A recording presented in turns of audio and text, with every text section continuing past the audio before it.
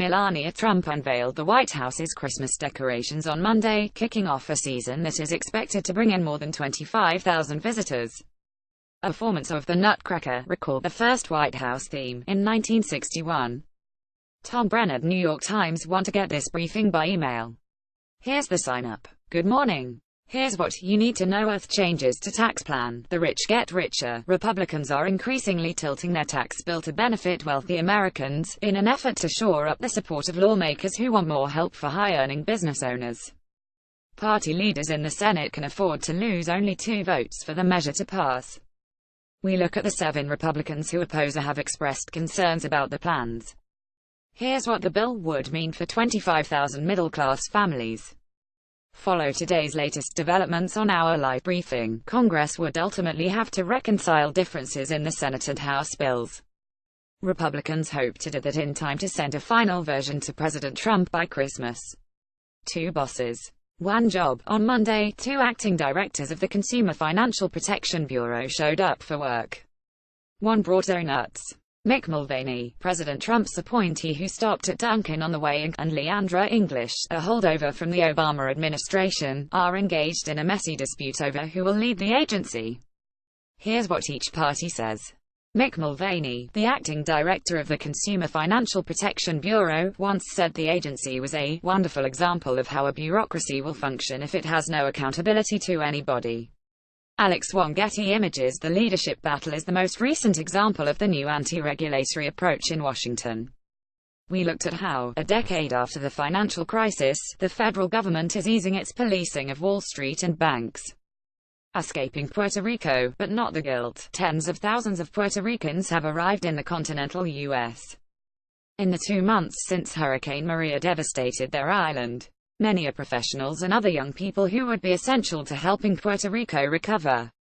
Their departure has prompted soul-searching about what responsibility they bear. The Puerto Rican way of life is gone as we know it, said a law school student now in New York. This is a fact. Natalia Roman and Francois Franceschini left Puerto Rico after Hurricane Maria and are living with his aunt in the Bronx. The couple, pictured in Central Park, said they were making plans to stay on the mainland. Todd Heisler, New York Times. Separately, we took an aerial tour of Barbuda, which was completely evacuated after Hurricane Irma and now faces an uncertain future. A carefully worded speech from the Pope. Pope Francis avoided using the name of Myanmar's persecuted Rohingya minority in a much-anticipated speech in the country's capital today. The omission disappointed rights advocates who had hoped he would specifically denounce the military's campaign of violence against the Muslim ethnic group.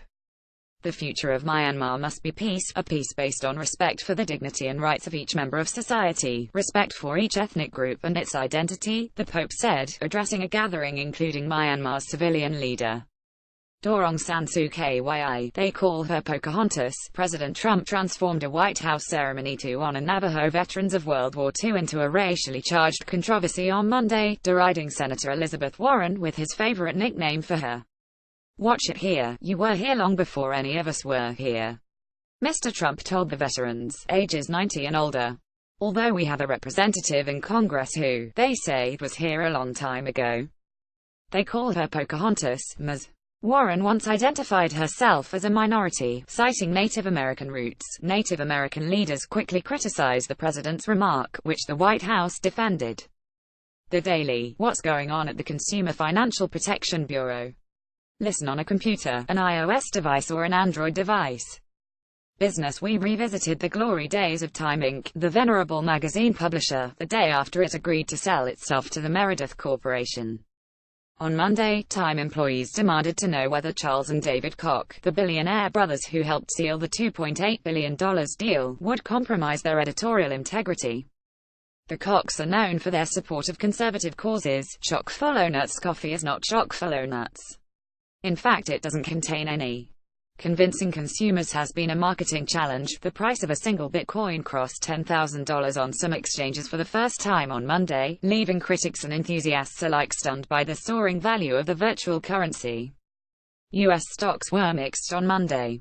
Here's a snapshot of global markets.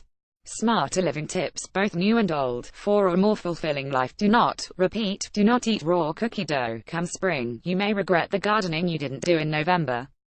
Unless doing nothing is actually better. Recipes of the day: orange beef with a side of baby bok choy as a quick dinner.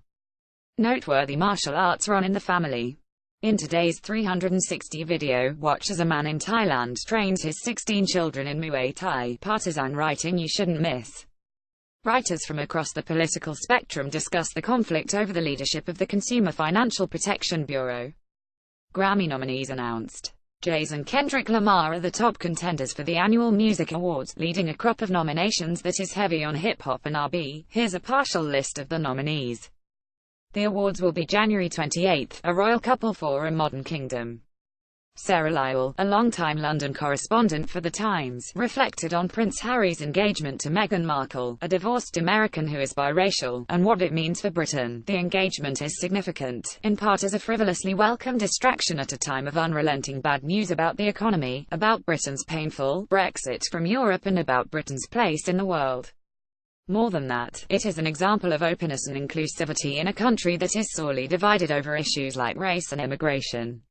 The prince helped to design the engagement ring, which included 2 diamonds that belonged to his mother, Princess Diana. Watch the couple discuss how he proposed here. Best of late-night TV. Trevor Noah has a plan to thwart the Republican tax bill. Quotation of the day: "The only thing I asked her was he nice?" Meghan Markle, telling a BBC reporter how a friend set her up on a blind date with Prince Harry. A painting by a former prisoner at Guantanamo Bay is part of an exhibit in New York of artwork by men who have been held at the prison. A spokesman said the Pentagon was reviewing the way it handles prisoners' art, noting that items produced by detainees at Guantanamo Bay remain the property of the U.S. government. Mohammed Ansi, via John Jay College of Criminal Justice. Backstory: Thor no longer an official holiday in Hawaii. November 28 was once celebrated as Independence Day, or Lekuokoe in the Hawaiian language, the day in 1843 that Britain and France recognized Hawaii as an independent kingdom. The first European to reach the Hawaiian Islands was James Cook in 1778. He was soon followed by missionaries and sugarcane growers. In 1842, King Kamehameha III, concerned that foreign powers might seize Hawaiian territory, tried to negotiate independence treaties with the US, Britain and France. Queen Liliuokalani of Hawaii, in an undated picture taken before 1893, when she was overthrown. Associated Press: the king had good reason to be worried. The following year, a British naval captain occupied the Hawaiian kingdom for 5 months before his superiors arrived to overrule him. The kingdom's return to Kamehameha's rule on July 31, 1843, became known as Sovereignty Restoration Day. A few months later, Britain and France recognized Hawaiian independence.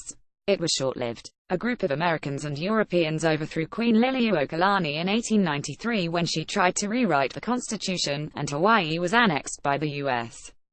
in 1898. In 1959, it became the 50th state. Hawaiian Independence Day and Sovereignty Restoration Day continue to be observed by activists who say the islands are still being occupied, only now by the U.S. Jennifer Jett contributed reporting, _______. Your morning briefing is published weekdays at 6 a.m. Eastern and updated all morning. Browse past briefings here. If photographs appear out of order, please download the updated New York Times app from iTunes or Google Play. What would you like to see here? Contact us at briefing@knighttimes.com. You can get the briefing delivered to your inbox Sunday through Friday. We have 4 global editions, timed for the Americas, Europe, Asia and Australia, and an evening briefing on weeknights. Check out our full range of free newsletters here. Follow Chris Stanford on Twitter at Stanford.